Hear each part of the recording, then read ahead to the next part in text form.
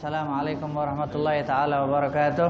Waalaikumsalam warahmatullahi wabarakatuh. Alhamdulillahirabbil alamin wassalatu wassalamu ala asyrafil anbiya wal mursalin.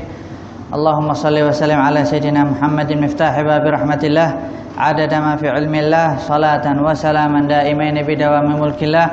Allahumma shalli wa sallim ala sayyidina Muhammadin nuri syamsil irfan wa mahbati asraril Qur'an al-munqidhul azim wal mursyidul hakim ila siratikal mustaqim wa ala alihi haqqa qadrihi wa miqdarihil azim, amma ba'd. Alhamdulillah, teman-teman, puan-puan, para hadirin, para hadirat, para asatidzah, para habaib yang dirahmati Allah Subhanahu wa taala, kita dapat berjumpa kembali di tempat yang insyaallah penuh berkah ini, di masa yang penuh diberkahi oleh Allah Subhanahu wa taala. Dan alhamdulillah kita duduk di sini, kita termasuk melakukan kebaikan sesuai dengan sabda Nabi Muhammad sallallahu alaihi wasallam, khairukum man ta'allamal Qur'an wa 'allamah. Sebaik-baik daripada kalian adalah yang belajar Al-Qur'an dan yang mengajarkan Al-Qur'an. Dan kita masih berada pada tempat yang dinaungi oleh rahmatnya Allah Subhanahu wa taala, sebab di dalamnya kita dibacakan Al-Qur'an, dibacakan ayat-ayat Allah Subhanahu wa taala, kemudian disebut hadis Nabi Muhammad sallallahu alaihi wasallam. Kemudian kita juga mencari ilmu di sini. Dan kemudian kita juga yang kita bahas di sini adalah surat Yasin. Dan kita sudah mengetahui apa itu fadilat surat Yasin. Seperti biasa, sebelum kita nak mulai tafsir surat Yasin, maka kita murajaah kembali sebelum-sebelumnya apa yang telah kita berikan tentang tafsir surat Yasin. Dan insyaallah itu sebagai faedah kepada kita, sebab takrir yahsulu ta'thir. Para ulama mengajarkan dengan kita selalu ulang-ulang, kita akan mendapatkan kesan di situ. Tapi kalau kita mendengar sekali, 2 kali, 3 kali, 4 kali, kita akan ada kesan. Tapi kalau hanya sekali, sama macam kita baca WhatsApp, kadang sekali baca pun tak leh. Ada orang yang kirim balik, dia cakap ni repost. Tapi di dalam ilmu tak, semakin kita ulang ilmu tersebut, maka semakin ada kesan, maka semakin kita ingat. Sebab Allah Subhanahu wa taala menyatakan, fadzakir fa inna dzikra tanfa'ul mu'minin. Maka berilah ingatan kepada mereka, ingatkanlah mereka, fa inna dzikra tanfa'ul mu'minin. Sungguhnya peringatan itu, diingatkan itu bermanfaat untuk orang-orang yang beriman. Dan kemudian kita tahu bahwasanya Yasin telah mendapatkan riwayat, barang siapa yang membaca Yasin di malam hari, maka Allah Subhanahu wa taala akan ampunkan dosa-dosanya. Nah, kemudian riwayat yang lain juga menjelaskan, barang siapa yang membaca Yasin, Allah akan berikan karunia-Nya, dan yang mendengar orang membaca Yasin, Allah akan ampunkan dosanya. Dan kemudian di sini ada fadilat yang baru daripada surat Yasin, yang meriwayatkan adalah Sayyidina Abu Bakar As-Siddiq radhiyallahu anhu. Beliau menyatakan surat Yasin ini nama dia surat Al-Mu'ammamah. Kenapa disebut surat Al-Mu'ammamah? Karena sahibuha, yang membaca surat Yasin ini, ta'ummul khaira fid dunya wal akhirah. Dia akan mendapatkan kebaikan di dunia dan di akhirat. Sebab itu nama surat ini adalah surat Al-Mu'ammamah. Dan kemudian Sayyidina Abu Bakar As-Siddiq juga menyatakan, barang siapa yang membaca surat Yasin, sahibuha di sini yang selalu membaca surat Yasin, maka Allah akan berikan kepada dia pahala sama seperti dia pergi haji 20 kali. Itu hanya membaca Yasin. Sebab itu surat yang paling mulia, dan Nabi Muhammad sallallahu alaihi wasallam bersabda, inna likulli syai'in lahu qalban wa qalbul Qur'an Yasin. Setiap segala sesuatu pasti punya yang namanya jantung, atau bahasa kita sekarang hati. Dan hatinya Al-Qur'an adalah surat Yasin. Dan Nabi Muhammad sallallahu alaihi wasallam telah menyebutkan di dalam hadis yang lain, ala wa inna fil jasadi mudghah. Ketahuilah di dalam jasad kita ada segumpal daging. Idza salahat salahal jasadu kulluh. Kalau daging itu baik, maka baik semua jasad kita. Wa idza fasadat fasadal jasadu kulluh. Kalau segumpal daging itu rusak, maka rusaklah semua anggota tubuh yang lain. Ala wahiyal qalb. Maka ketahuilah segumpal daging itu adalah hati. Hati bahasa kita, dia sepatutnya jantung. Kalau hati bahasa kita liver. Orang kalau kehilangan hati masih boleh hidup lagi, tapi kalau orang kehilangan jantung, maka dia tak akan dapat hidup lagi. Dan Yasin adalah jantungnya Al-Quran. Sesiapa yang selalu menjaga Yasin, dia baik kepada Yasin, maka dia akan baik seumur hidup dia. Dan barang siapa yang menjaga, tidak pernah menjaga Yasin, bahkan mengatakan baca Yasin bid'ah, membaca Yasin tak boleh, tak ada riwayat, berarti dia telah merosakkan hatinya Al-Quran. Dan Allah subhanahu wa ta'ala juga akan merosakkan hati orang tersebut. Dan alhamdulillah kita membaca surat Yasin. Di sini Allah subhanahu wa ta'ala menyatakan, Bismillahirrahmanirrahim, Yasin wal Qur'anil Hakim, innaka laminal mursalina ala siratim mustaqim, tanzilal azizir rahim, litunzira qauman ma unzira aba'uhum fahum ghafilun, laqad haqqal qawlu ala aktsarihim fahum la yu'minun, inna ja'alna fi a'naqihim aghlalan fahiya ilal adhqani fahum muqmahun. Kita telah jelaskan sampai ayat yang ke-8. Kita telah juga mengetahui macam mana sebab turunnya ayat yang ke-8. Dan kita sudah tahu bagaimana cara tangan dibelenggu. Sebagaimana riwayat daripada Imam Ali, 2 tangan di bawah janggut kita sampai mata membelalak ke atas. Itu maksudnya daripada fahiya ilal adhqani fahum muqmahun. Dan kemudian ayat yang selanjutnya, ayat yang ke-9, waja'alna min baini aydihim saddan wa min khalfihim saddan fa akhshaynahum fahum la yubsirun. Ayat ini yang artinya, dan kami jadikan di hadapan mereka dinding dan di belakang mereka dinding, sehingga kami tutup mata mereka agar mereka tak dapat nampak. Yang kita biasa selalu membaca waja'alna min baini aydihim saddan wa min khalfihim saddan. Tapi ada bacaan yang lain, bacaan dia waja'alna min baini aydihim suddan wa min khalfihim suddan fa aghshaynahum fahum la yubsirun. Ada 2 riwayat pembacaan. Tapi kalau kita baca riwayat daripada Hafs an Asim, kita telah jelaskan, kita baca riwayat Hafs ini yang ashahhu sanadan, yang sanad dia paling sahih, sesuai yang disebutkan oleh Imam Sayyid Al-Maliki. Dan kemudian qiraat Warsh afsahul lughatan, yang paling fasih bahasa dia. Oke, kalau kemudian kalau kita nak bertanya apa bezanya saddan dengan suddan, kalau kita baca waja'alna min baini aydihim saddan wa min khalfihim saddan, apa bezanya kalau kita baca waja'alna min baini aydihim suddan wa min khalfihim suddan? Padahal artinya di sini, dan kami jadikan di antara hadapan mereka penghalang, dan di belakang mereka pun kami jadikan juga penghalang. Apa membezakan antara fathah dengan dhammah, atau baris atas? Dengan bahasa Melayu dia baris depan. Kalau dalam bahasa Arab fathah atau dhammah. Di sini para ulama ahli tafsir menyatakan, kalau kita baca waja'alna min baini aydihim saddan, berarti itu yang melakukan perbuatan adalah Bani Adam, manusia.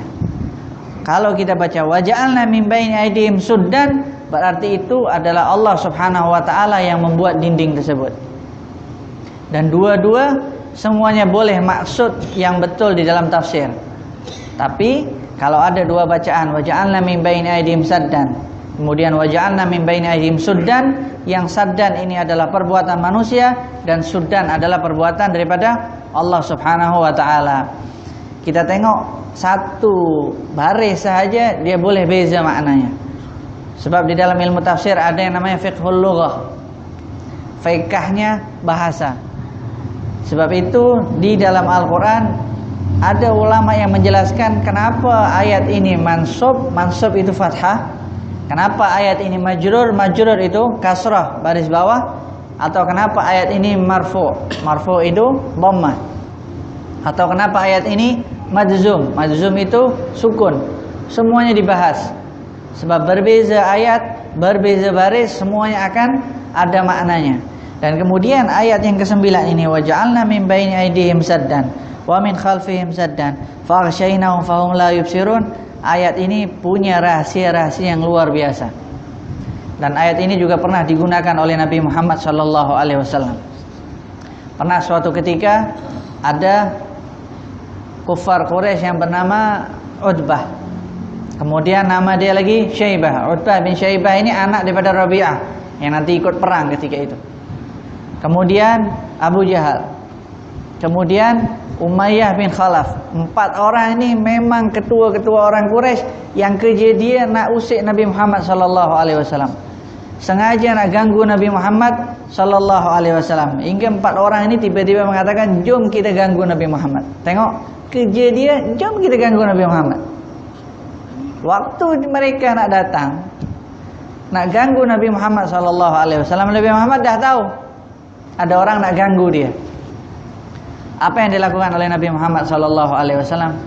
Ketika datang mereka di hadapan mereka, Nabi Muhammad sallallahu alaihi wasallam baca Yasin wal Qur'anil Hakim, innaka laminal mursalin ala siratin mustaqim, tanzilal azizur rahim, litunzira qauman ma unzira aba'uhum fahum ghafilun, laqad haqqal qawlu ala aktsarihim fahum la yu'minun, inna ja'alna fi a'naqihim aghlalan fahiya ila al-adqani fahum muqmahun, wa ja'alna min baini aydihim saddan wa min khalfihim saddan fa aghshaynahum fahum la yubsirun. Nabi Muhammad ambil pasir. Wa sawa'un 'alaihim a anzartahum am lam tunzirhum la yu'minun. Nabi Muhammad buang pasir tersebut, dan apa yang terjadi? 4 orang tadi tak nampak Nabi Muhammad sallallahu alaihi wasallam. Ketika mereka tak nampak, Nabi Muhammad sallallahu alaihi wasallam jalan di hadapan mereka macam tak ada orang. Yang tadinya Syaibah nampak, Utbah nampak, Abu Jahal nampak, Umayyah bin Khalaf nampak Nabi Muhammad sallallahu alaihi wasallam ketika itu nak datang. Tapi sebab Nabi Muhammad sallallahu alaihi wasallam baca sampai ayat ini, Nabi Muhammad ambil tanah dan Nabi Muhammad buang kepada mereka. Mereka tak nampak langsung. Sebab Allah menyatakan waja'alna min baini aydihim saddan wa min khalfihim saddan. Dan yang membaca saddan di situ mereka akan mengambil bahwasanya itu perbuatan manusia, yaitu Nabi Muhammad sallallahu alaihi wasallam. Ambil tanah dan baling kepada mereka. Tapi yang membacanya waja'alna min baini aydihim suddan wa min khalfihim suddan, mereka menyatakan sama ketika perang ayat Allah yang menyatakan wa ma ramaita idz ramaita walakinallaha rama. Ketika itu bukan engkau yang membaling wahai Nabi Muhammad, tapi Allah lah yang membaling. Sebab itu ada bacaan waja'alna min baini aydihim suddan wa min khalfihim suddan fa aghshaynahum fahum la yubsirun. Mereka tak nampak, gelap pandangan mereka. Fa aghshaynahum fahum la yubsirun. Dan di bacaan yang ini juga Abdullah bin Abbas punya bacaan yang berbeza. Kalau kita baca fa aghshaynahum, huruf dia dengan huruf ghain. Tapi kalau Abdullah bin Abbas membacanya fa'asyainahum fahum la yubsirun, sehingga huruf ain, sehingga yang namanya asya itu mata yang tertutup. Berbeza dengan asya. Asya itu makan malam. Kita jangan sebut makan, kalau sebut makan nanti lapar semuanya. Ini asya dia pakai hamzah, itu arti dia makan malam. Tapi ini asya dengan alif sahaja, artinya tutup mata dia. Sebab itu Abdullah bin Abbas membaca fa'asyainahum fahum la yubsirun. Apa bezanya dengan fa'asyainahum fahum la yubsirun? Kalau Abdullah bin Abbas membaca fa'asyainahum, dah ditutup mata mereka, fahum la yubsirun, sehingga mereka tak akan pernah nampak lagi, tak dapat melihat. Tapi kalau fa'asyainahum fahum la yubsirun, mereka ada mata mereka, tapi mata mereka macam tertutupi. Jadi macam kena ada pasir yang tak nampak. Macam kalau kita naik kereta hujan kuat tu, macam tu mata kita. Tapi kalau fa'asyainahum tak nampak langsung. Tapi kalau ini fa'asyainahum dia macam tertutupi, sehingga dia fahum la yubsirun, sehingga tak nampak. Dan itu yang dibaca oleh Abdullah bin Abbas. Tentang ilmu qiraat ini, kalau kita nak mempelajari ilmu qiraat memang luar biasa. Terutama kita mempelajari tentang karyanya Imam Syatibi. Imam Syatibi punya karya yang luar biasa. 10 qiraat beliau rangkum semuanya dalam bentuk puisi, dalam bentuk syair. Imam Syatibi. Sebab itu namanya qiraah asyarah. Jarang sangat orang yang sekarang menguasai qiraah asyarah. Boleh kita nak cari 1, 2 sahaja. Azan. Azan.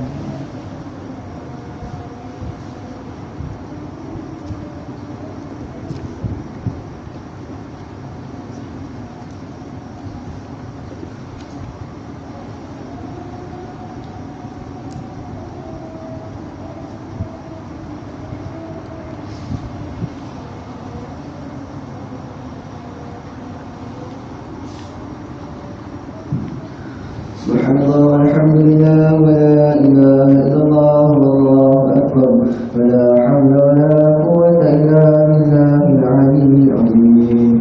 اللهم صل على سيدنا محمد يا كريم.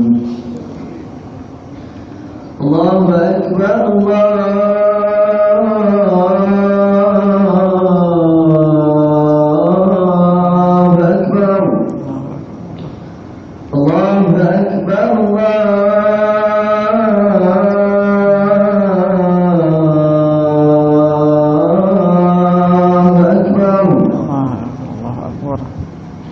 أشهد أن لا إله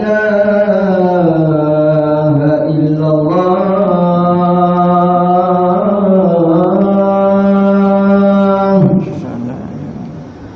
أشهد أن لا إله إلا الله.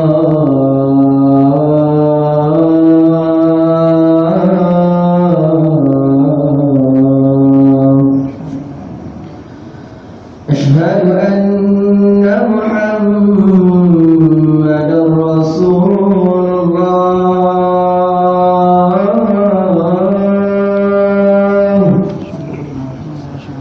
أشهد أن محمد رسول الله.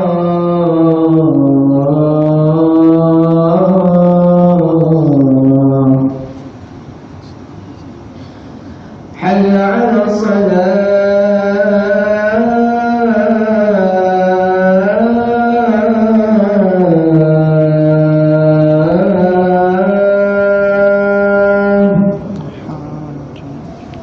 حي على الصلاة.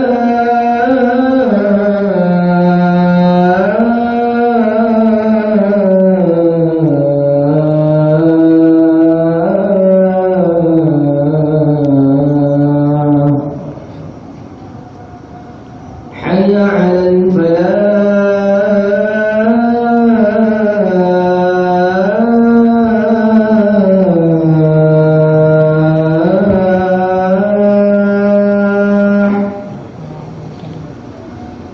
حي على الفلاح.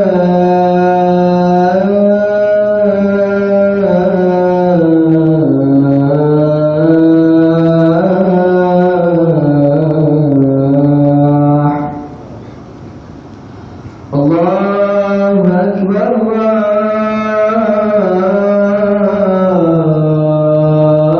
الله أكبر. لا إله إلا الله. لا إله إلا الله محمد رسول الله صلى الله عليه وسلم. اللهم رب هذه دعوة التامة والصلاة القائمة سيدنا محمد المسيرة الفضيلة شرفها الدرجة العالية الرفيعة وابعث المقام محمد التي وعده إنك لا تخلف الميض رب بفعل والدي وارحمهما كما ربياني صغيرا. Alhamdulillah. Selepas kita mendengar azan tadi, sekarang baru namanya Isya. Isya itu kita dah jelaskan awal pertama kali gelap Isya. Dan Isya ini, waktu Isya ini tenggelamnya mega merah dan mega hitam, mega putih dan mega kuning. Jadi kalau kita tengok, kita dekat pesisir pantai, kita tahu tenggelamnya mega merah masuk waktu Isya. Tapi dalam mazhab Syafi'i sunnahnya selepas tenggelam lagi mega putih dengan mega kuning. Mungkin kita tak pernah nampak mega-mega itu. Tapi kalau nanti suatu saat kita duduk dekat pantai waktu maghrib, tengok dari tepi kan, mungkin nanti yang pergi dekat melancong dekat tepi pantai, dekat hotel ada nampak laut. Tengok macam mana mega merah, dia ada mega putih dengan mega kuning. Oleh Imam Syafi'i buat mega ni ada 3 sebelum ada teknologi yang canggih. Mereka dah tahu semuanya. Sebab mereka semua memiliki ilmu yang orang-orang zaman sekarang mengambil ilmu tersebut dari mereka semuanya. Dan kemudian kita sambung kembali, wa ja'alna min baini aydihim saddan wa min khalfihim saddan fa aghshaynahum fahum la yubsirun. Nabi Muhammad SAW pernah suatu ketika sedang duduk di halaqah di masjid. Jadi halaqah yang ada di masjid sudah ada daripada zaman Nabi Muhammad SAW. Yang namanya halaqah dari sejak zaman Nabi Muhammad SAW sudah ada. Tiba-tiba kufar Quraisy ini datang nak jumpa Nabi Muhammad SAW, nak ganggu lagi Nabi Muhammad SAW. Berbeza dengan orang yang lain yang tadi. Mereka sekarang rombongan jamaah nak mendatangi masjid Nabi Muhammad SAW yang tengah buat halaqah ketika itu. Ketika mereka datang, waktu tengah-tengah mereka berjalan tuh, mereka seimbang satu sama lain. Aku kalau jumpa Nabi Muhammad, aku buat macam ni. Satu lagi kawan, aku kalau jumpa, aku akan buat macam ni. Satu lagi jaga, aku kalau buat macam ni. Semua masing-masing ada rencana jahat kepada Nabi Muhammad SAW. Ini baru rencana. Mereka jalan sampai depan masjid Nabi Muhammad SAW. Apa yang terjadi? Nabi Muhammad bangun. Nabi Muhammad berdiri, ambil pasir, baca Yasin wal Qur'anil Hakim terus sampai ayat waja'alna min baini aydihim saddan wa min khalfihim saddan fa'aghshaynahum fahum la yubsirun. Nabi Muhammad jalan satu persatu, letak pasir di atas kepala mereka. 1, 2, 3, 4 terus. Wa sawa'un 'alaihim anzartahum am lam tunzirhum fahum la yu'minun. Nabi Muhammad terus jalan. Jadi dah tahu ada orang nak buat jahat, Nabi Muhammad buat macam tu, letak masing-masing. Nabi Muhammad terus jalan. Dan Nabi Muhammad jalan jauh, baru mereka terpelanjat. Kenapa mereka terpelanjat? Sebab ketika Nabi Muhammad lalu, Allah tundukkan pandangan mereka. Jadi mereka duduk macam ni. Mereka tak dapat angkat mata mereka untuk melihat wajah Nabi Muhammad SAW. Itu hanya orang nak niat nak ganggu Nabi Muhammad SAW. Allah tutup pandangan mereka sampai mereka tertunduk macam ni, tertunduk tak nampak. Dan Nabi Muhammad SAW baca, kalau yang tadi 4 orang tu Nabi Muhammad baling, ini Nabi Muhammad ambil siram dekat kepala mereka satu-satu letak. Dan mereka dalam keadaan mata mereka semua menunduk ke bawah, tak dapat nak melihat siapa. Kemudian Nabi Muhammad SAW lewat, hatta jawazan Nabi Muhammad SAW. Kemudian mereka baru tersadar. Lepas mereka tersadar, apa yang mereka lakukan? Terkejut. Kenapa rambut aku banyak pasir ni? Kenapa janggut aku banyak pasir? Semua terkejut. Kemudian satu sama lain saling tengok. Engkau nampak kata Nabi Muhammad SAW? Apa jawabnya? Wallahi ma sami'ana wala absarna wala aqalna. Demi Allah kami tidak melihat, tidak mendengar Nabi Muhammad SAW, dan kami tak faham kenapa kita ada duduk dekat sini sekarang berdiri sama-sama. Saya tengok macam mana mukjizat Allah Subhanahu wa taala berikan kepada Nabi Muhammad SAW, dan ayat ini luar biasa. Ayat ini yang menyelamatkan Nabi Muhammad SAW. Wa ja'alna min baini aydihim saddan wa min khalfihim saddan fa'aghshaynahum fahum la yubsirun. Ayat ini sungguh ayat yang luar biasa, semuanya nampak pasirnya. Dan bahkan ada riwayat yang lain ketika Nabi Muhammad SAW nak pergi hijrah, ketika itu Imam Ali menebus nyawanya duduk dan tidur di atas katil Nabi Muhammad SAW. Sayyidina Abu Bakar dah takut. Wahai Nabi Muhammad, semua yang di depan, semua orang yang pegang pedang, dan semua pemuda-pemuda dari semua kabilah. Jadi bukan hanya dari satu kabilah. Kenapa? Sebab kalau mereka dari satu kabilah, ketika mereka dapat bunuh Nabi Muhammad, kabilah Quraisy akan tuntut dia, akan tuntut denda, minta macam balasan fidyah. Kenapa engkau bunuh salah satu orang daripada kaum kita? Tapi semua kabilah ketika itu, kabilah selain daripada orang Quraisy, semua berkumpul. Yang muda-muda semuanya bagi pedang satu sama lain. Ketika Nabi Muhammad keluar, masing-masing kena pukul pedang Nabi Muhammad SAW sampai Nabi Muhammad meninggal. Sebab kalau semua pedang itu berdarah, ada darah Nabi Muhammad SAW, tak mungkin orang Quraisy akan perang kepada semua kabilah Arab. Siapa yang mengajari seperti itu? Setan. Ketika mereka tengah meeting, bercakap macam mana nak bunuh Nabi Muhammad SAW, yang satu jawab macam ni, dijawab lagi tak boleh, tak boleh, tak boleh, tak boleh, sampai datang satu orang. Satu orang ni berjanggut besar, duduk, dia cakap, aku bagi jalan keluar dia, supaya semua orang Arab tak akan bunuh kalian semua. Satu-satunya cara macam ni. Apa caranya? Itu tadi, kumpulkan semua pemuda daripada semua kabilah, sehingga orang Quraisy tak mungkin nak perangi semua kabilah Arab. Sebab tak banyak jumlah orang Quraisy ketika itu. Dan mereka tak akan pernah berani minta yang namanya fidyah, tak akan berani minta yang namanya denda, dia. Karena semua kabilah waktu itu ikut campur. Dan ketika itu yang datang adalah setan, sebab dijelaskan oleh Nabi Muhammad SAW.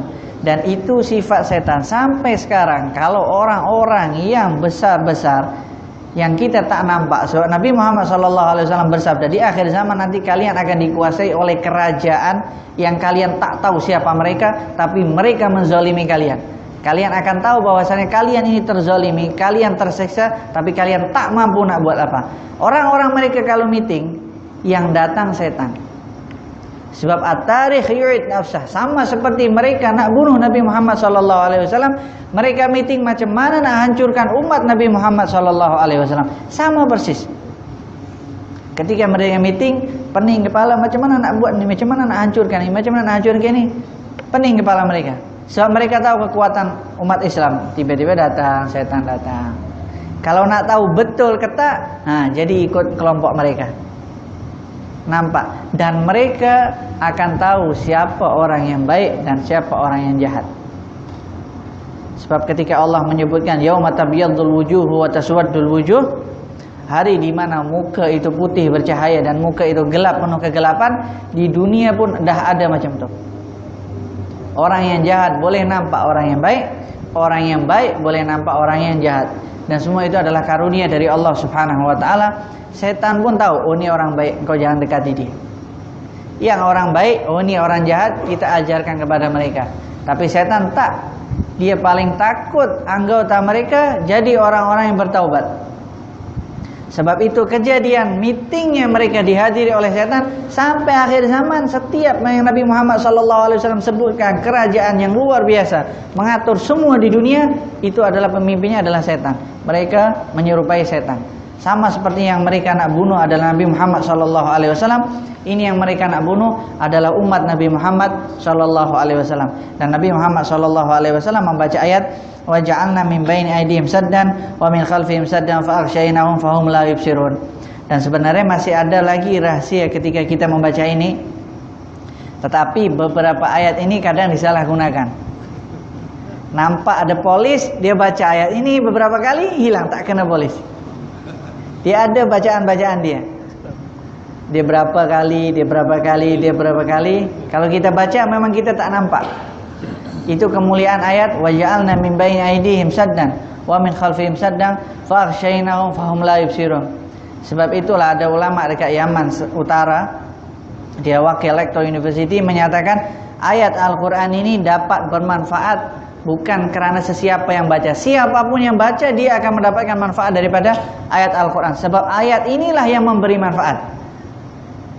Lepas itu kenapa kita dengar kalau yang baca ini ulama lebih hebat lagi. Sama seperti kita dah biasa pening kepala, datang pergi apotek, farmasi, nak beli obat pening tapi tak hilang. Lain bezanya kalau kita pergi dengan doktor. Doktor akan bagi kita obat, sekali minum terus hilang. Sama-sama kita dapat faedah, boleh hilang juga, tapi dokter lebih kuat lagi. Sama seperti ayat Al-Quran. Kita boleh baca tersebut, kita boleh dapat hilang sesuai dengan ayat ini tadi. Tapi kalau yang baca orang ulama lagi, dia lebih hebat lagi, dapat ijazah lagi, lebih hebat lagi. Khas itu adalah rahsia ayat daripada wa ja'alna min baini aydihim saddan wa min khalfihim saddan fa aghshaynahum fahum la yubsirun. Lepas majlis ni jangan semua tanya ustaz berapa kali ya, ustaz berapa kali. Nanti semua lari masuk sini, masuk sini, masuk sini. Bahkan ada beberapa ulama yang masuk dekat immigration, pasport dia tertinggal pun dia lepas. Kerana luar biasa ayat ini. Tapi jangan sampai disalahgunakan. Sebab akhir zaman Nabi bersabda, setan pun baca Quran. Hati-hati. Orang semua kita bangga ada si fulan bukan non muslim baca Al-Quran. Kita biasa aja sebab Nabi Muhammad dah begitu. Akhir zaman nanti setan baca Quran, selesai. Sebab Nabi Muhammad SAW dah beritahu, kita tenang, kita dah tahu. Dan ketika ayat ini dibaca, ketika itu Sayyidina Abu Bakar As-Siddiq takut, wahai Nabi Muhammad, semua pemuda ada dekat depan. Apa yang Nabi Muhammad SAW? Nabi Muhammad SAW ambil genggaman tanah dan membaca ayat waja'alna min baini aydihim saddan wa min khalfihim saddan faghshaynahum fahum la yubsirun. Kemudian Nabi Muhammad baling, semua pemuda ketika itu tertutup matanya. Kemudian Nabi Muhammad jalan ya. Jangan takut, Sayyidina Abu Bakar dia pegang. Nabi Muhammad jalan seakan-akan tak ada manusia sama sekali. Sayyidina Abu Bakar nampak tuh orang tengah pegang pedang. Pedang zaman dulu, pedangnya mereka sangat tajam. Sayyidina Umar tuh pedangnya Sayyidina Umar. Kalau Sayyidina Umar jalan tuh nampak menggaris. Seret pedangnya. Jadi pedangnya kalau letak di pinggangnya Sayyidina Umar nih lebih panjang daripada kakinya Sayyidina Umar. Itu Sayyidina Umar. Pedangnya sangat tajam. Nak tahu beratnya silakan pergi dekat Turki tengok berapa beratnya. Mungkin kita nak pegang dua tangan pun masih berat lagi. Tapi Sayyidina Umar dia tiap hari bawa macam itu. Kalau kita dah sakit pinggang, bawa berat-berat dekat situ. Itu Sayyidina Umar. Yang waktu itu pun sama, semua pedang yang terbaik ketika itu dibawa oleh pemuda ketika itu. Tapi Nabi Muhammad SAW lalu je dengan senang. Sayyidina Abu Bakar tengoknya jalan sampai jauh, sampai mereka tersedar. Dan riwayat ketika itu, ketika mereka tersedar, mereka mengatakan semua mata ada pasirnya di atas mata mereka. Kalau riwayat yang tadi di atas kepala, kemudian janggut mereka, yang ini tadi di mata mereka. Jadi nampak kalau orang dah kena debu tu, pasir dia akan masuk dekat. So mereka alih-alihkan mata mereka. Lepas tu mereka tak merasa langsung Nabi Muhammad tu dah keluar. Mereka masuk lagi ke rumah tersebut. Waktu nak bunuh ditengok ada Imam Ali karramallahu wajhah. Dan itu adalah pengorbanan yang paling tinggi dalam sejarah Islam.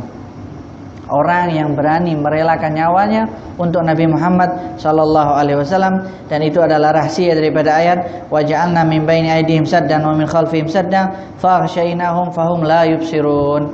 Ditutup oleh Allah Subhanahu wa taala sehingga mereka tak dapat melihat lagi. Faghshaynahum fahum la yubsirun. Jadi ada basar, ada basirah. Basar ini mata, basirah ini pandangan hati. Jadi kalau mata kita buta itu basar yang tertutup, tapi basirah kita belum tentu buta. Tapi kalau basirah kita dah tertutup, maka dah pasti basar kita akan tertutup juga tanpa kita sadari. Tertutup apa? Tertutup dari perkara-perkara yang mendapatkan hidayah, dari perkara-perkara hadis Nabi Muhammad SAW, ayat-ayat Allah Subhanahu Wa Taala, semua syariat Nabi Muhammad SAW. Sebab itulah ada ulama tafsir yang menafsirkan waja'alna min baini aydihim saddan wa min khalfihim saddan. Kenapa Allah sebutkan dan kami berikan penghalang di depan mereka dan kami juga berikan penghalang di belakang mereka? Kenapa Allah sebut depan dan belakang? Karena Imam Razi mengatakan ada yang namanya fitriyah dan ada yang namanya hidayah. Jadi ketika Allah Subhanahu wa taala tutup yang depan, Imam Razi mengatakan mereka tak akan pernah nampak hidayah yang Allah berikan kepada mereka. Tak akan nampak. Orang nak sebut macam mana pun hadis Nabi Muhammad dia tak akan dengar. Bahkan dulu para ulama Yaman kalau mengatakan malaikat Jibril turun nak ajar dia pun dia tak akan dengar malaikat Jibril tadi. Semua ayat yang diberikan ke atas mereka, mereka tak akan pernah dengar. Sebab apa? Waja'alna min baini aydihim saddan. Dah tertutup jalan mereka ke depan. Wa min khalfihim saddan. Kenapa Allah sebut lagi belakang mereka Allah juga tutup? Karena mereka tak dapat kembali kepada asal mereka. Sebab kullu mauludin yuladu alal fitrah. Orang yang baru lahir itu secara fitrah. Secara fitrah itu dia akan tahu Tuhan dia siapa. Dan ketika itu orang kafir dia tak akan kembali lagi ke belakang. Sebab dia tak akan nak kembali lagi ke asal fitrah mereka. Maksudnya mereka tak akan cari lagi Tuhan yang dulu mereka. Jadi mereka berada di mana? Mereka berada di tengah-tengah. Mereka tak tahu macam mana. Tertutup oleh Allah Subhanahu wa taala. Dan ketika Allah tutup jalan depan mereka, Allah tutup jalan belakang mereka, barulah ketika itu turun ayat wasawaun alaihim a'anzartahum am lam tunzirhum la yu'minun. Kita tengok mereka diberikan peringatan atau tak diberikan peringatan sama saja, la yu'minun, mereka tak akan pernah beriman kepada Allah Subhanahu wa taala. Dan ayat ini membuktikan, ayat ini berarti orang yang mati dalam keadaan kafir atau orang yang berperang di pihak kafir kemudian meninggal di medan kafir ketika itu. Dan ayat ini jangan sampai kita salah menggunakan untuk masalah qadar. Jadi kita ada qadha, ada qadar. Dulu pada zaman Khalifah Umar bin Abdul Aziz, ada namanya Ibn Ghailan Al-Qadari. Dia selalu bercerita tentang qadar. Dia buat semua manusia syak. Dia bercakap, buat apa kita tak tahu kalau buat apa kita berbuat amal kebaikan kalau kita dah tahu takdir kita akan masuk neraka. Buat apa kita berbuat kebaikan kalau kita dah tahu takdir kita masuk api neraka. Dan kalau kita dah tahu kita takdir kita masuk surga, buat apa kita buat baik? Baik kita rasakan nikmat di dunia. Itu orang-orang seperti itu dah ada daripada zaman Sayyidina Umar bin Abdul Aziz. Mereka buat macam itu sebab yang namanya qadar tak akan pernah berubah. Sama seperti hadis yang meriwayatkan ketika malaikat meniup roh kita.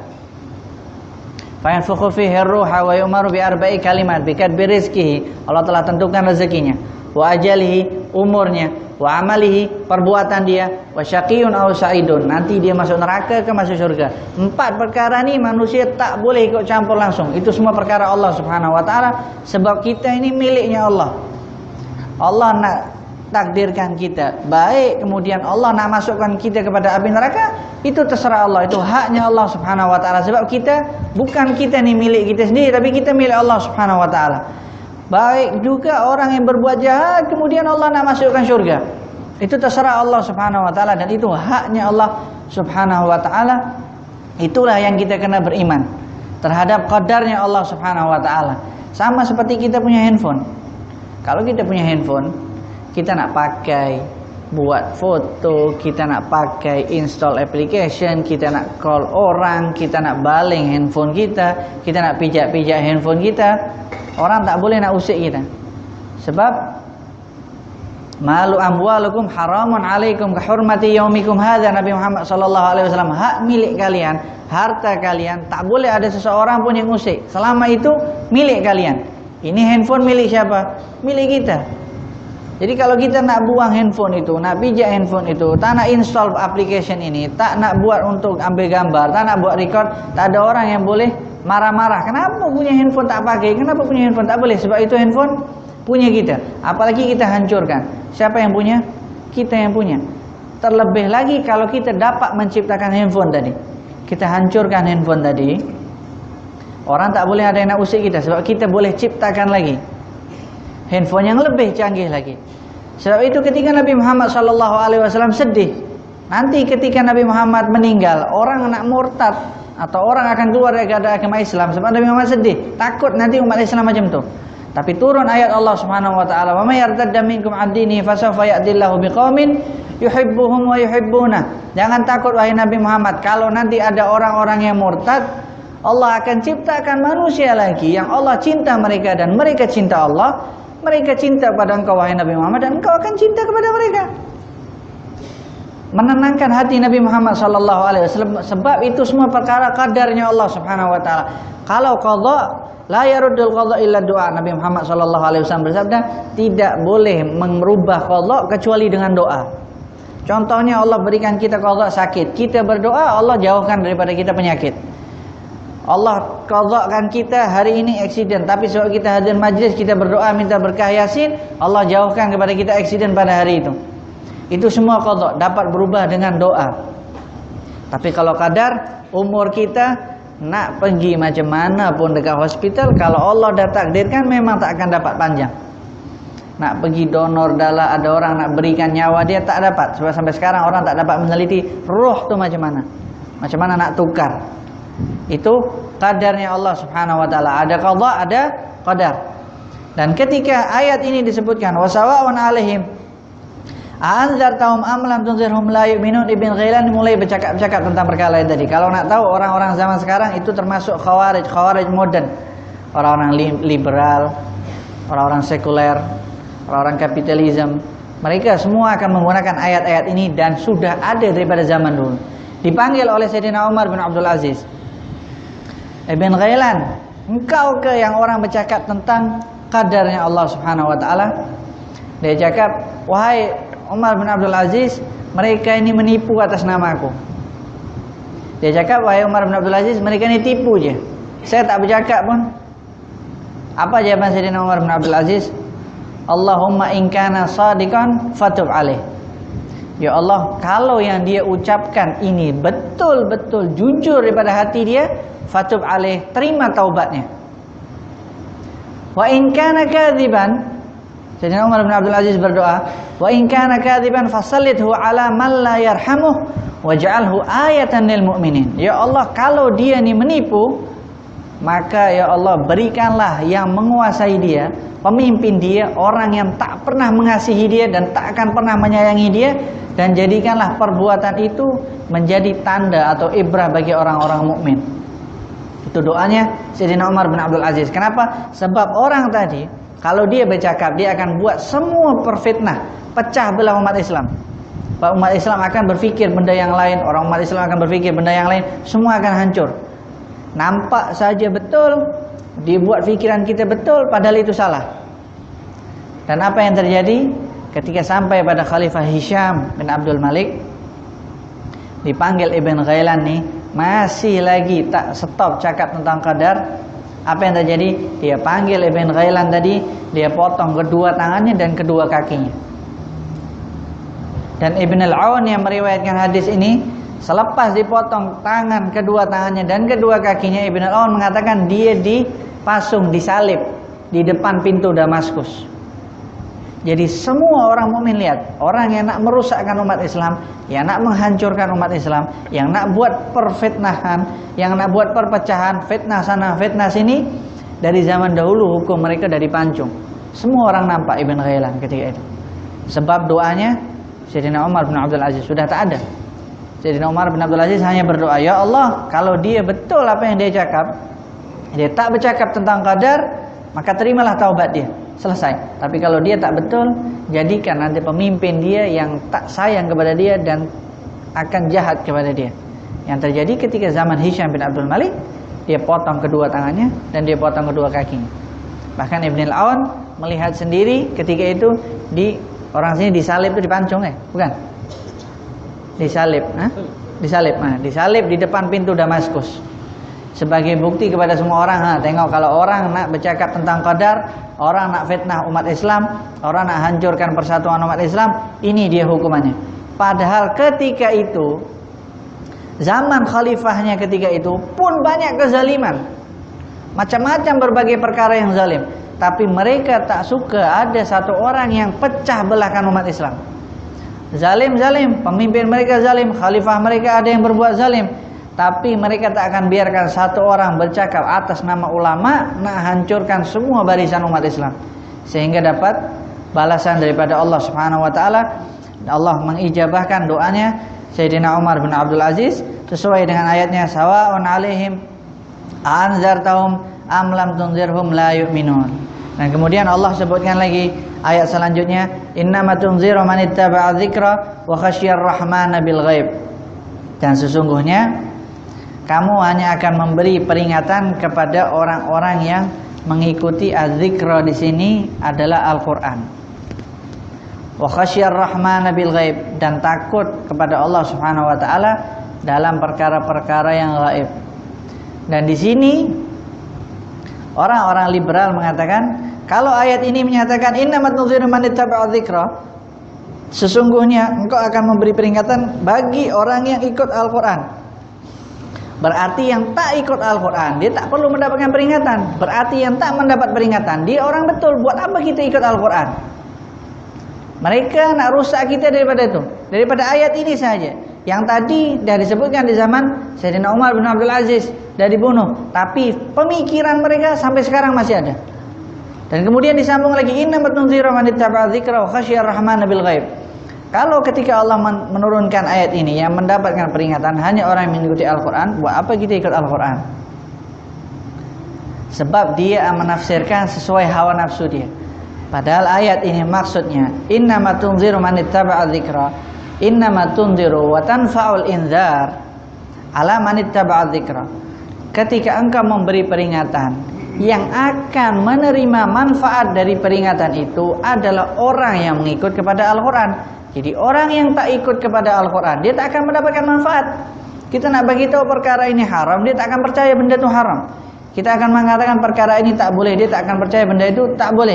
Tapi ayatnya, innama tunziru man ittaba'a dzikra, manfaat yang engkau berikan peringatan wahai Nabi Muhammad untuk orang yang mengikut Al-Quran atau tidak mengikut Al-Quran, yang akan menerima manfaat adalah orang yang ikut Al-Quran. Jadi ikut Al-Quran kita baru akan terima. Ketika kita membaca Al-Quran, kita tahu Allah mengharamkan riba, Allah menghalalkan jual beli perniagaan. Begitu juga Allah menghalalkan perkara-perkara yang lain, dan juga Allah Subhanahu wa taala mengharamkan perkara-perkara yang lain. Jadi baik kita ikut Al-Quran atau tak ikut Al-Quran, yang mendapatkan peringatan yang bermanfaat adalah orang-orang yang mengikuti Al-Quran. Yang tidak mengikuti Al-Quran, dia tak akan pernah mendapatkan manfaat daripada peringatan tersebut. Sebab Nabi Muhammad SAW diutus untuk memberikan peringatan kepada seluruh umat manusia. Wa ma arsalnaka illa kafatan linnas. Kalau kita selalu tahu ayatnya wa ma arsalnaka illa rahmatan lil alamin, di sini ada ayat lain wa ma arsalnaka illa kafatan linnas. Dulu pernah suatu ketika guru saya karena berkumpul di masjid, semua murid-muridnya ditanyakan, mana ayat yang menyatakan wa ma arsalnaka? Semua menjawab wa ma arsalnaka illa rahmatan lil alamin. Tak ada ayat yang lain lagi. Semua diam. Masjid semua muridnya. Sampai guru saya mengatakan ada satu ayat Nabi Muhammad SAW diutus untuk semuanya. Ini diutus untuk rahmat, ini diutus untuk semuanya. Wa ma arsalnaka illa kafatan linnas. Dan kami tidak mengutusmu wahai Nabi Muhammad kecuali untuk semua golongan masyarakat. Kulit putih, kulit kuning, kulit hijau, kulit merah, macam-macam bentuk dia, tinggi, besar, gemuk, kecil, semua diutus oleh Nabi Allah Subhanahu wa taala, Nabi Muhammad SAW sebagai nabi mereka semuanya. Kemudian Allah menyatakan wa ma arsalnaka illa rahmatan lil alamin. Rahmatnya Nabi Muhammad SAW untuk manusia dan selain daripada manusia. Tapi Nabi Muhammad diutus lebih untuk ke seluruh umat manusia. Sebab itulah ayatnya wa ma arsalnaka illa rahmatan lil alamin wa ma arsalnaka illa kafatan linnas. Dan ketika Nabi Muhammad diutus kafatan linnas, berarti Nabi Muhammad SAW memberikan peringatan kepada muslim dan non muslim, yang nanti akan tunduk kepada Nabi Muhammad atau yang tak akan tunduk kepada Nabi Muhammad SAW. Sebab bukan mereka tak nak tunduk kepada Nabi Muhammad, bukan mereka tak percaya kepada Nabi Muhammad, tapi mereka, kalau bahasa Arab dia anid dia itu jengkel. Kenapa ada orang Nabi Muhammad SAW yang akan pimpin kepada mereka? Kenapa bukan mereka para pemimpin-pemimpin yang dah terbiasa memimpin mereka, tapi datang orang lain dari bangsa Arab yang memimpin mereka semuanya. Itulah yang menyebabkan mereka semua geram dan tak terima. Dan kemudian wa khasyiyar rahmana bil ghaib, dan yang akan mendapatkan manfaat juga dan orang-orang yang beriman kepada hari gaib, perkara-perkara yang gaib. Kita baca surat Al-Baqarah, Alif Lam Mim, dzalikal kitabul la raiba fihi hudal lil muttaqin alladzina yu'minuna bil ghaib, yang beriman terhadap perkara-perkara yang gaib. Wa khasyiyar rahmana bil ghaib, para ulama mengatakan wa khasyiyar rahmana bil ghaib, dia orang dah beriman, bermanfaat, dapat peringatan. Wa khasyiyar rahmana bil ghaib, ketika mereka sendiri mereka takut kepada Allah. Bukan ketika ramai orang mereka takut kepada Allah, ketika mereka sendiri mereka berbuat maksiat. Tak. Tapi para ulama mengatakan kalau kita lihat orang itu baik di hadapan kita, orang itu rajin belajar di hadapan kita, maka husnudzon kita, mudah-mudahan sarirahnya dia juga baik. Mudah-mudahan ketika dia berpisah, hanya berhadapan antara dia dengan Allah Subhanahu wa taala, kita husnudzon dia ini orang baik. Tapi ketika Allah menyatakan wa khasyiyar rahmana bil ghaib, orang yang di depan manusia nampak baik, tapi ketika dia sendiri tidak ada sesiapa kecuali antara dia dan Allah, dia melakukan perbuatan maksiat, maka dia tak akan pernah mendapatkan manfaat daripada peringatan Nabi Muhammad SAW. Sebab syarat dia dua. Manittaba'a dzikra, yang ikut kepada Al-Quran, wa khasyiyar rahmana bil ghaib, dan mereka takut dengan Allah Subhanahu wa taala dalam ketika mereka sendiri hanya antara Allah Subhanahu wa taala dan dia sahaja yang tahu. Sebab itulah man satara musliman satarahullah. Barang siapa yang menutup aibnya orang muslim, maka Allah akan menutup aib dia di dunia dan di akhirat. Dan Nabi Muhammad SAW bersabda, kullu ummatin mu'afan illal mujahirin. Semua umatku akan diampuni dan dimaafkan kecuali orang-orang yang terang-terangan berbuat maksiat. Macam mana terang-terangan berbuat maksiat? Dia dah bermaksiat, tak ada siapapun yang nampak, tapi dia dah cakap dengan kawan-kawan dia, oh macam ni ke rasa minum arak, sedapnya, aku dah minum tadi. Dia bercerita, padahal waktu dia minum, dia tak tahu itu arak, dia minum saja kemudian dia mabuk. Dia bermaksiat, tak ada sesiapa yang tahu, tapi kerana dia ceritakan, maka Allah tak akan ampunkan dosa dia kecuali melakukan beberapa taubat dan taubat nasuha. Seandainya dia tak bercerita dengan kawan-kawan dia selepas dia bermaksiat, maka Allah akan ampunkan langsung. Sebab Nabi Muhammad SAW bersabda, kullu ummati mu'afan. Semua umatku akan dimaafkan oleh Allah Subhanahu wa taala illal mujahirin, kecuali orang yang terang-terangan berbuat maksiat. Di dalam riwayat yang lain, mereka bangga dengan maksiat mereka. Itu yang akan susah untuk dimaafkan oleh Allah Subhanahu wa taala. Kemudian ketika kita ikut Al-Qur'an, manittaba'a dzikra wa khasyiyar rahmana bil ghaib, kemudian kita beriman kepada Allah dan takut kepada Allah Subhanahu wa taala ketika kita sendiri, fabashshirhu bimaghfiratin wa ajrin karim, maka berilah berita gembira dengan pengampunan yang Allah berikan kepada mereka. Allah akan ampuni mereka. Wa ajrin karim, dan pahala yang luar biasa. Ajrun ini sudah pahala, karim ini sifatnya Allah Subhanahu wa taala yang maha dermawan. Bahkan yang namanya akram, iqra wa rabbukal akram, Allah Subhanahu wa taala punya sifat al-akram ini. Allah dapat memberi yang manusia tak akan dapat beri. Itulah sebut Allah disebut iqra wa rabbukal akram. Baca Allah akan memberi. Boleh jadi kita belajar dekat sini dapat ilmu sedikit saja, tapi ketika kita pulang kita murajaah balik baca Yasin, Allah Subhanahu wa taala berjanji iqra wa rabbukal akram. Sekarang kita dah baca iqra yang pertama, iqra bismi rabbikal ladzi khalaq. Dari awal kita dah baca bismillahirrahmanirrahim, iqra yang pertama. Balik nanti di rumah kita baca lagi, berarti kita baca iqra yang kedua, iqra wa rabbukal akram. Allah akan beri kepada kita ilmu yang kita tak pernah sangka-sangka lagi. Boleh jadi kita baca, oh mungkin kenyataannya seperti ini, oh kejadian seperti ini, oh ingat hadis yang ini, oh di majlis itu ustaz ini pernah cakap macam itu. Itu semua adalah ilmu yang diberikan oleh Allah Subhanahu wa taala, akram. Tapi Allah di sini sebut wa ajrin karim, dan pahala yang sangat dermawan. Para ulama menafsirkan ajrin karim ini, pahala yang sangat dermawan, adalah syurganya Allah Subhanahu wa taala. Sebab ketika Allah memasukkan kita ke dalam syurga, tak ada sesiapa pun manusia yang mampu memberikan kita syurganya Allah Subhanahu wa taala. Hanya Allah lah Subhanahu wa taala yang menciptakan syurga, dan Allah yang akan memasukkan kepada kita di syurganya Allah Subhanahu wa taala. Dan ini janji Allah. Yang pertama, kita dapat ampunan daripada Allah Subhanahu wa taala. Kemudian wa ajrin karim, janji kita akan masuk syurga. Bagi siapa?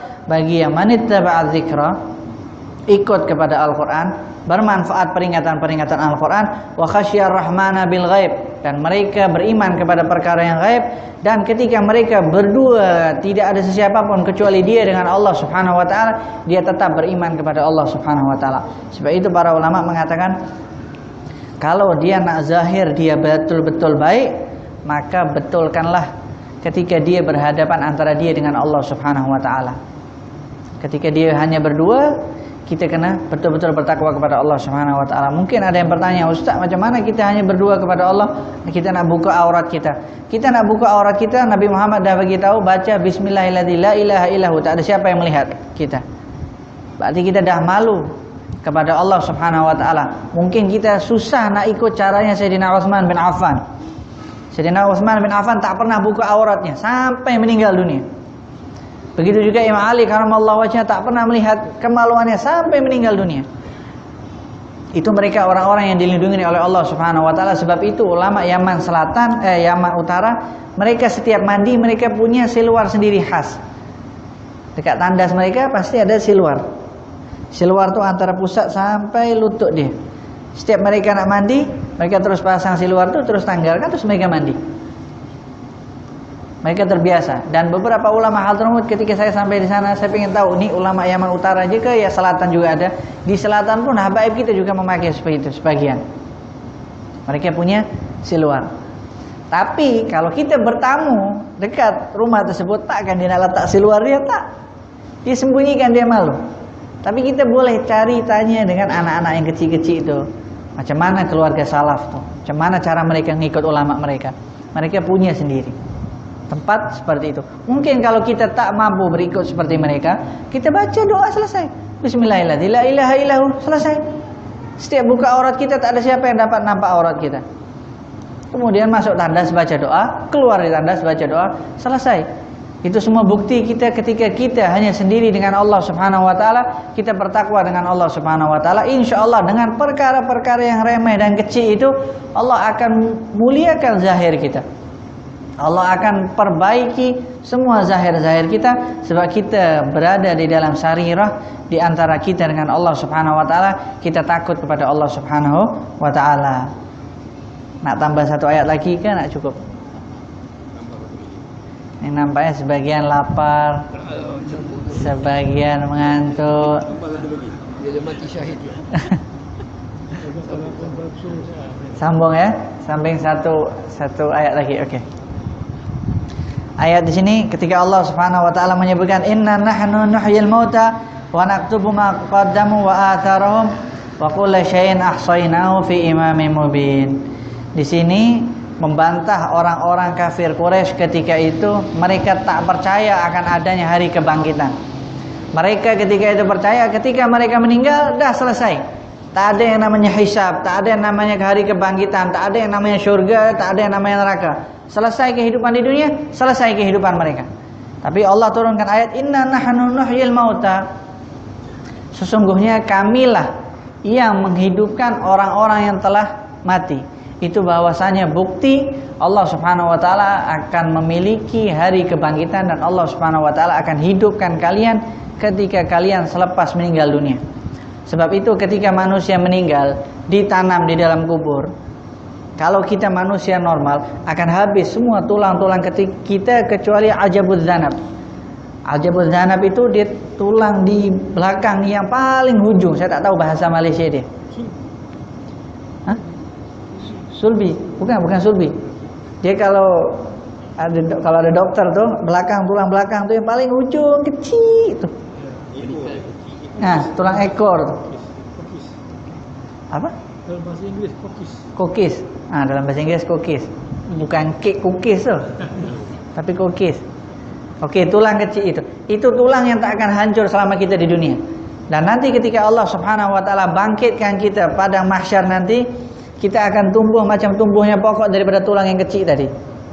Itu kalau standar manusia. Kita tak bercakap orang yang mati syahid, orang yang meninggal dalam keadaan membaca Al-Quran, lain ceritanya. Ini standar manusia. Ketika Allah hancurkan semua tulang-tulang kita, Allah akan sisakan itu saja. Nama dia ajabuz zanab. Itu yang tak akan pernah hancur. Dan dari situ nanti Allah Subhanahu wa taala akan tumbuhkan kita semua, kita bentuk lagi manusia, baru Allah Subhanahu wa taala akan hisab kita. Sebab itu ayatnya inna nahnu nuhyil mauta. Nah, kemudian disambung lagi wa naktubu ma qaddamu wa atharahum. Wa naktubu ma qaddamu wa atharahum. Ayat ini turun ketika itu ada sahabat Nabi Muhammad sallallahu alaihi wasallam rumahnya jauh daripada masjidnya Nabi Muhammad sallallahu alaihi wasallam. Rumah dia jauh. Ketika rumah dia nak jauh, dia orang yang selalu sholat 5 waktu bersama Nabi Muhammad sallallahu alaihi wasallam. Kalau orang Arab dah cakap jauh berarti jauh. Dan jauh mereka ni betul-betul jauh. Jalan kaki atau mungkin guna unta atau mungkin guna kuda. Sebab jarang. Orang-orang dulu siapa orang-orang yang kaya sampai dia pergi masjid pun naik unta? Tak ada. Biasanya mereka jalan kaki. Jauhnya mereka boleh jadi dari sini pergi ke Ceras. Sebab masih satu bandar, masih di Madinah. Riwayat yang lain min nahiyatil Madinah. Nahiyah itu berarti dia di sempadan Madinah. Tapi dia orang yang selalu sholat 5 waktu bersama Nabi Muhammad sallallahu alaihi wasallam. Salat subuh berjamaah, zuhur berjamaah, asar berjamaah, maghrib berjamaah, isya berjamaah. Jadi mereka berangkat jumpa Nabi Muhammad sallallahu alaihi wasallam dalam keadaan gelap dan mereka tinggalkan Nabi Muhammad pun dalam keadaan gelap. Jumpa Nabi Muhammad pada ghalas subuh yang pertama kali pun gelap. Sahabat Nabi Muhammad sallallahu alaihi wasallam dalam riwayat ketika salat subuh, lepas salat subuh mereka akan duduk baca zikir, mereka tak nampak siapa sebelah mereka. Ketika nampak siapa sebelah mereka, matahari dah nampak, baru mereka balik. Itu berarti waktu duha mereka sholat terus mereka baru pergi. Tapi ketika mereka berangkat nak sholat soft mereka tak nampak siapa sebelah mereka. So gelap. Cuman kita bayangkan sholat kita dalam keadaan gelap. Yang bercahaya hanya Nabi Muhammad SAW. Semua gelap ketika itu. Dan itu kebiasaan sahabat Nabi Muhammad SAW. Datang subuh gelap, pun berpisah Nabi Muhammad SAW. Sholat isya gelap lagi. Lepas sholat mereka balik lagi. Tidur jalan lagi. Ketika itu sahabat tadi ada rencana nak beli tanah di sebelah masjidnya Nabi Muhammad SAW. Ada tanah kosong ketika itu. Waktu nak beli, mereka tanya kepada Nabi Muhammad SAW. Itu sifat para sahabat Nabi Muhammad. Nak buat apa mereka tanya Nabi Muhammad? Kalau kita nak cek hadis itu namanya hadis beribu-ribu. Sebab kebanyakan para sahabat nak tanya, nak buat apa mereka tanya kepada Nabi Muhammad SAW. Dan sebab pertanyaan itulah kita mendapatkan faedah dan mendapatkan ilmu. Mungkin kalau mereka tak rajin bertanya, kita tak akan tahu nak bertanya dengan siapa. Kita boleh bertanya zaman sekarang dengan Syekh Google. Tanya, ketik keluar jawaban dia, ketik keluar jawaban dia, ketik keluar jawaban dia. Kita dah jadi Syekh dah, Syekh Google dah. Dan kemudian ketika sahabat tadi datang jumpa Nabi Muhammad SAW. Wahai baginda, kita tinggal di sempadan Madinah. Kita jauh, kita selalu sholat di sini. Kita nak beli rumah sebab kita tengok ada tanah di sebelah masjid yang kosong, kita nak bangun rumah dekat situ. Ketika Nabi Muhammad SAW mendapat soalan macam itu, Nabi Muhammad diam sampai turun ayat Inna nahnu nuhyil mauta wa naktubu ma qaddamu wa atharahum. Jadi ayat di sini turunnya wa naktubu ma qaddamu wa atharahum. Jadi jangan terkejut. Ada ayat yang turun sepotong-sepotong. Ada ayat yang turun satu ayat. Ada yang turun satu surah. Ada yang turun satu ayat sepotong-sepotong. Ada. Dan kemudian yang menyusun ini adalah Nabi Muhammad SAW. Namanya tauqifi semua ayat ini. Bukan Sayyidina Utsman, bukan sahabat Nabi Muhammad SAW. Tapi Nabi Muhammad SAW mengatakan kepada penulis wahyunya, letakkan ayat ini di surat ini di ayat yang ini. Letakkan ayat yang ini di surat ini di ayat yang ini. Letakkan potongan ini di ayat yang ini. Ditulis saja sama sahabat. Sehingga tersusun rapi sampai sekarang. Naktubu ma qaddamu wa atharuhum. Ketika turun ayat ini, Nabi Muhammad SAW mengatakan, biarlah engkau tetap di sana sebab ayat tadi dah turun wa naktubu ma qaddamu wa atharuhum, dan Allah telah menulis apa yang engkau niatkan nak pindah di sini, dan Allah juga akan menulis pahala setiap langkah engkau pergi daripada rumah engkau pergi ke masjid. Ayat ini turun untuk memuliakan orang yang pergi jalan kaki ke masjid. Jauh dia nak pindah dekat Nabi Muhammad SAW. Nabi Muhammad cakap turun ayat ini tak perlu pindah. Dan ketika itu sahabat Nabi Muhammad SAW mereka tak ada keinginan langsung untuk pindah dekat masjid Nabi Muhammad SAW sebab turun wa naktubu ma qaddamu wa atharahum. Semua athar ini itu membuktikan bahwasanya Allah Subhanahu wa taala tidak pernah akan menyia-nyiakan amal perbuatan umat Nabi Muhammad SAW. Kenapa ditulis wa atharahum? Atharahum ni bekas tapak kaki. Tapak kaki ni kalau kita jalan di padang pasir, tak sampai 1 menit dah hilang kena angin. Tapi hilang daripada angin tak pernah hilang di sisi Allah Subhanahu wa taala. Wa naktubu ma qaddamu wa atharahum. Allah akan tulis semuanya. Langkah demi langkah, langkah kanan Allah berikan pahala, langkah kiri Allah akan kurangkan dosa dia. Dan ketika mendengar ayat itu, sahabat tadi mengatakan kita tak akan pernah ada niat nak pindah dekat dengan masjid. Nak jauh lagi. Sebab ayat tadi turun wa naktubu ma qaddamu wa atharahum. Sebagian para ulama menyatakan wa naktubu ma qaddamu wa atharahum adalah para ulama yang buat sesuatu yang baru, tapi sesuatu ini perkara yang baik dan diikuti oleh orang-orang selepas itu. Sebab Nabi Muhammad SAW berikan kita arti demokrasi secara syariat. Kebebasan. Kebebasan kita nak buat apa sahaja, tapi kita punya rel, kita punya syariat. Apa hadisnya? Nabi Muhammad SAW bersabda, "Man sanna sunnatan hasanatan falahu ajruha wa ajru man amila biha min ghairi ayyan qusa min ajrihi syai'. Wa man sanna sunnatan sayyi'atan falahu wizruha wa wizru man amila biha min ghairi an yanqusa syai'an.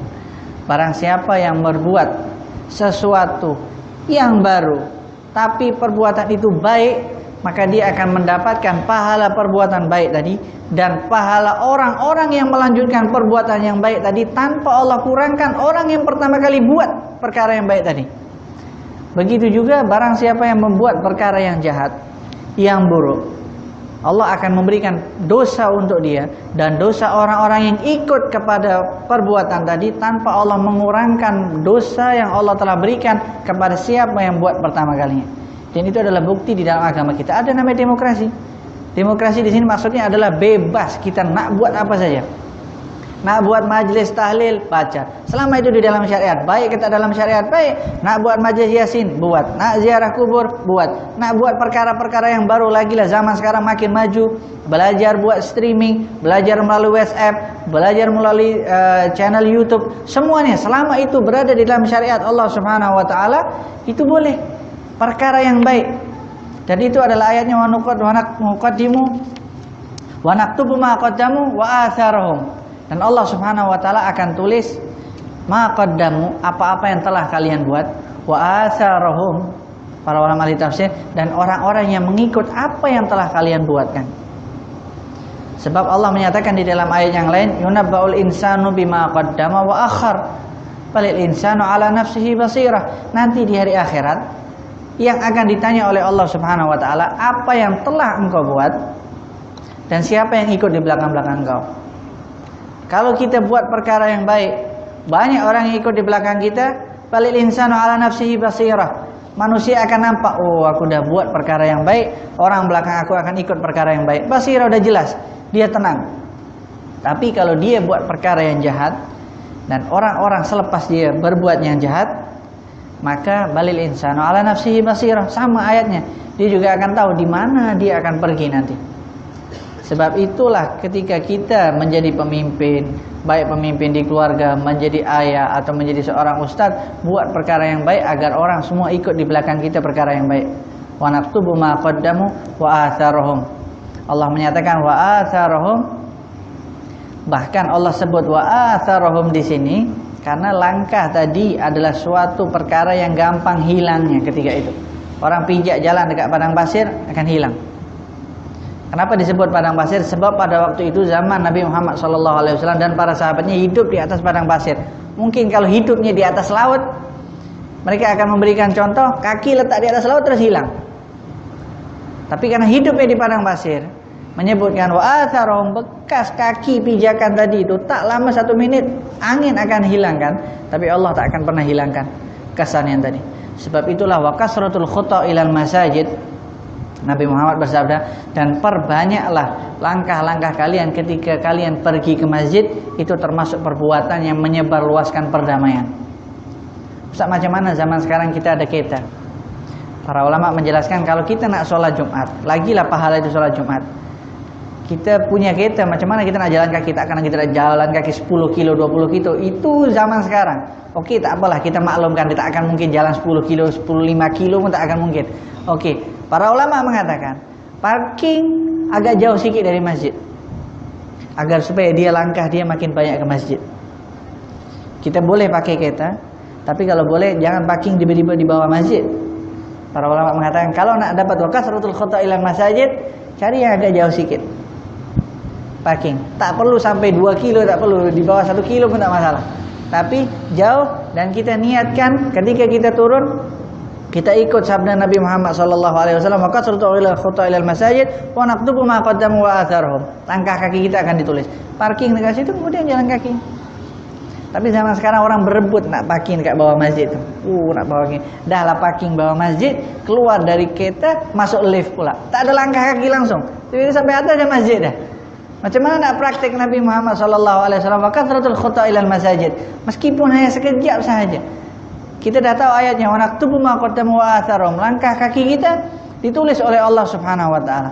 Dan ketika ditulis, Allah tutup ayat ini wa kullu syai'in ahsaynahu fi imamin mubin. Dan setiap segala sesuatu, ingat Allah sebut di sini syai'. Syai' ini sesuatu yang paling kecil yang kadang-kadang manusia tak pernah terlintas di dalam hati mereka. Ahsainahu fi imamin mubin. Kami akan tetap tulis di Lauhil Mahfuz, di tangan-tangan mereka, di lembaran-lembaran mereka. Jadi Allah tak akan pernah lupakan amal perbuatan kalian meskipun sekejap. Wa ta'lamu kha'inatal a'yun wa ma tukhfis sudur. Wa ya'lamu kha'inatal a'yun wa ma tukhfis sudur. Dan Allah tahu bila mata ini yang berkhianat, dan Allah tahu apa yang disembunyikan di dalam hati. Dan itu semuanya wa kullu syai'in ahsainahu fi imamin mubin. Ingat, imamin mubin di sini adalah Lauhil Mahfuz. Allah telah tulis amal kebaikan-kebaikan kita. Sebab ada puak-puak yang menafsirkan ayat ini, wa kullu syai'in ahsainahu fi imamin mubin, dan segala sesuatu kena ditulis kepada imam mereka. Fi imam mubin, ada yang menyatakan, grup-grup mereka mengatakan ini imamnya adalah Imam Ali. Kalau tak ada Imam Ali, Imam 12 selepas tu. Jadi segala sesuatu kita kena bagi dekat imam tersebut. Duit kita bagi dekat imam tadi, rezeki kita bagi dekat imam tadi, bahkan anak kita bagi. Sebab Allah menyatakan wa kullu syai'in ahsainahu fi imamin mubin, dan setiap segala sesuatu kami akan berikan kepada Imam Mubin. Mereka menafsirkan Imam Mubin ini imam yang nyata. Mereka menafsirkan secara zahir. Jadi imam mereka tafsirkan imam, itulah imam. Mubin ini sesuatu yang jelas. Kalau kita nak sebut Imam Mubin, kalau nak ikut tafsir mereka, setiap yang jadi imam dapat duit banyak. Semua orang yang jadi jamaah dekat dia kena bayar dekat dia. Ahsainahu wa kullu syai'in ahsainahu fi imamin mubin. Tapi mereka mengatakan tak, imam di sini yang memimpin mereka. Jadi semua duit mereka bagi dekat mereka, rezeki mereka, semua mereka, tak ada yang atur, semua imamnya. Itu salah penafsiran, sehingga termasuk kelompok-kelompok yang perlu kita jauhi. Sebab mereka menafsirkan fi imamin mubin, satu pemimpin mereka, wa kullu syai'in ahsainahu, kita berikan semua yang ada milik kita, jadi kita tak punya apa-apa. Tak. Bukan seperti itu, tapi Allah menyatakan wa kullu syai'in ahsainahu fi imamin mubin, dan setiap segala sesuatu amal perbuatan kalian tak akan pernah Allah lupakan, sebab selalu Allah tulis di Lauhil Mahfuz. Dan yang terakhir, sebelum kita tutup, ini untuk Yasin kita dah tutup selesai. Untuk selanjutnya kita akan jelaskan cerita tentang Ashabul Qaryah. Dan sebelum kita tutup, ini kita berada pada bulan Safar. Bulan Safar ini adalah bulan yang kedua. Bulan yang kedua ini banyak kejadian. Orang Arab dari dulu dan sampai sekarang mereka merasa bulan Safar ini adalah bulan sial. Mereka tak nak kawin pada bulan Safar, tak nak berniaga pada bulan Safar. Mereka tak nak pergi jalan-jalan pada bulan Safar. Mereka tak nak melakukan aktiviti kehidupan mereka yang tertentu atau memulai segala sesuatu pada bulan Safar. Tak. Nabi Muhammad SAW kawin dengan Sayyidatuna Khadijah pada bulan Safar. Dan ketika itu semua orang kafir Quraisy zaman jahiliyah terkejut, sebab mereka menyatakan kita tak boleh kawin pada bulan Safar, nanti terjadi macam-macam lah. Tapi ketika Nabi Muhammad SAW kawin dengan Sayyidatuna Khadijah pada bulan Safar, untuk membuktikan bahwasannya bulan Safar ini tak ada yang namanya bulan Safar adalah bulan sial, tak ada. Bahkan Nabi Muhammad SAW mengawinkan anaknya Sayyidatuna Fatimah Zahra pada bulan Safar. Kenapa Nabi Muhammad SAW kawin dengan Sayyidatuna Aisyah pada bulan Syawal? Sebab ketika itu orang Arab juga takut bulan Syawal ini bulan sial.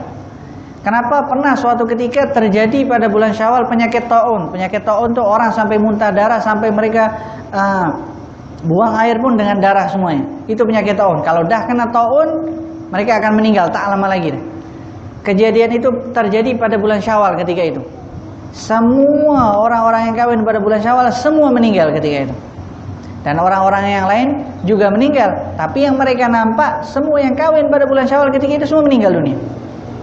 Tapi ketika Nabi Muhammad SAW diutus oleh Allah, pertama kali Nabi Muhammad nak batalkan yang namanya bulan Safar, bulan sial, Nabi Muhammad kawin dengan Sayyidatuna Khadijah pada bulan Safar. Kemudian dengan Sayyidatuna Aisyah pada bulan Syawal, untuk menunjukkan bulan Syawal ini bukan bulan sial. Sebab semua bulan adalah bulannya Allah Subhanahu wa taala, dan semua kebaikan datangnya dari Allah Subhanahu wa taala, dan semua bala juga datangnya daripada Allah Subhanahu wa taala. Tapi Allah menyebutkan bala itu sebabnya juga dari kita. Fabima kasabat aydin nas fabima kasabat aydikum, atas sebab tangan kalian wahai umat manusia, atau atas sebab kalian semuanya. Dan kemudian pada bulan Safar ini juga Nabi Muhammad SAW sakit. Jadi Nabi Muhammad mulai sakit sampai meninggalnya, awal mulai Nabi Muhammad sakit pada bulan Safar. Pada akhir-akhir bulan Safar Nabi Muhammad sudah mulai sakit. Sebab itu para ulama mengatakan akhir bulan Safar ini bulan sedih. Kenapa? Sebab ketika itu Nabi Muhammad SAW sakit. Mulai Nabi Muhammad sakit akhir-akhir bulan Safar. Dan kita sekarang sudah berada di akhir-akhir bulan Safar. Akhir bulan Safar sampai Rabiul Awal, sampai Nabi Muhammad SAW meninggal pada 12 Rabiul Awal sebagaimana riwayat para ulama yang lain. Dan ini adalah bulan Safar. Dan para ulama mengatakan, kalau ada yang mengatakan kepada kita bulan Safar ini bulan sial, kalau ada kita nak jalan, oh jangan pergi ini sekarang bulan Safar, bulan sial, maka kita baca doanya sebagaimana diajarkan oleh Nabi Muhammad SAW. Allahumma la tayra illa tayruk wa la khaira illa khairuk. Ya Allah, tidak ada kesialan kecuali kebaikan daripadamu, dan tidak ada kebaikan kecuali kebaikan itu daripadamu. Itu ketika kita masuk bulan Safar, dan ketika orang-orang bercakap, jangan buat macam ni sebab bulan ini bulan Safar, bulan sial. Itu pada bulan Safar. Mungkin di sini ada bulan-bulan yang lain yang buat macam tu. Tapi ingat, bulannya kita adalah bulan yang disebutkan oleh Allah Subhanahu wa taala di dalam Al-Qur'an, inna iddatash syuhuri 'indallahi 12 syahran. 12 bulan. Bulan hijrah kita. Dan semoga selepas ini semuanya kita dapat memahami semua perintah-perintah Allah Subhanahu wa taala. Allah berikan kita manfaat dalam surat Yasin. Allah ampunkan dosa-dosa kita. Allah memberikan manfaat di dalam tafsir kita, di dalam keterangan kita, di dalam hadis-hadis kita, di dalam amal perbuatan kita. Rabbi fanfa'na bi barakatihim wahdinal husna bi hurmatihim wa amidna fi tariqatihim. Allahumma suqna fahman nabiyyin wa hifdzal mursalin wa ilhamal malaikatil muqarrabin ya rabbi ya karim. Allahumma faqihna fi din wa ahdina wa iyyakum ila sawa'is sabil. Allahumma ya man wafaqa ahlal khairil khair wa a'anahum alaih wa wafiqna lil khair wa a'inna alaih wa sallallahu wa sallam ala sayyidina Muhammadin wa ala alihi wa sahbihi wa sallam walhamdulillahi rabbil alamin.